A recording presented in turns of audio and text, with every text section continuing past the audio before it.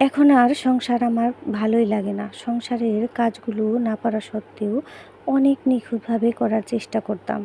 যখন থেকে আমি বুঝলাম আমার পাশের মানুষটার সংসারের প্রতি কোনো প্রকার মন নেই, তখন থেকে আমি আর গুছিয়ে সংসার করি না। এখন আমি গুছিয়ে রান্নাটাও পর্যন্ত করি না। আগে রান্না করতাম অনেক যত্ন সহকারে, আর মন চাইতো ও মাঝে মাঝে আমার রান্নার তারিফ করুক। কিন্তু যখন থেকে বুঝলাম রান্না ভালো হোক বা খারাপ হোক, ওর তাতে কিছুই যায় আসে না, তখন থেকে রান্নাটাও আমি আর গুছিয়ে করি না। বলা চলে একেবারে ছেড়েই দিয়েছি। এখন কিন্তু আমি আর ওর জন্য সাজিও না।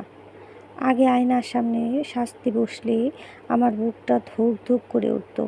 মনে হতো এই বুঝি এখনই এসে বলবে আমাকে অনেক সুন্দর লাগছে। বলবে এই চোখের কাজলটা একটু ঠিক করো, বাঁকা টিপটা সোজা করে দিবে, শাড়ির আঁচলটা ঠিকঠাকভাবে ধরিয়ে দিবে।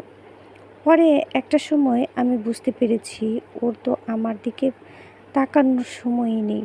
তখন থেকে আমি শুধু আমার নিজের জন্যই সাজি। এখন না আমার ঝগড়া করতেও ভালো লাগে না। আগে তো আমার একদম রাগ নাকের উপরে উঠে থাকতো। একটা এদিক সেদিক কোনো কিছু দেখলেই আমার চিল্লাচিল্লি শুরু হয়ে যেত। কিন্তু এখন বুঝতে পারি ওপাশ থেকে কেউ আসবে না আমার রাগ ভাঙাতে। তাই মিছিমিছি এখন আর রাগও করি না। কথা বলতে সবসময় আমি খুব পছন্দ করতাম। আসলে আমি সারাক্ষণ কি করেছি না করেছি, কোথায় কি হয়েছে সব ধরনের কথা বলতে থাকতাম। কিন্তু যখন বুঝলাম এই কথাগুলো তার কাছে একদমই মূল্যহীন, বুঝতে পেরেছি আমার এই ছোট দুনিয়ার কথাবার্তা ওর আর ভালো লাগে না, তখন থেকে আমি চুপ করাটাও শিখে গিয়েছি।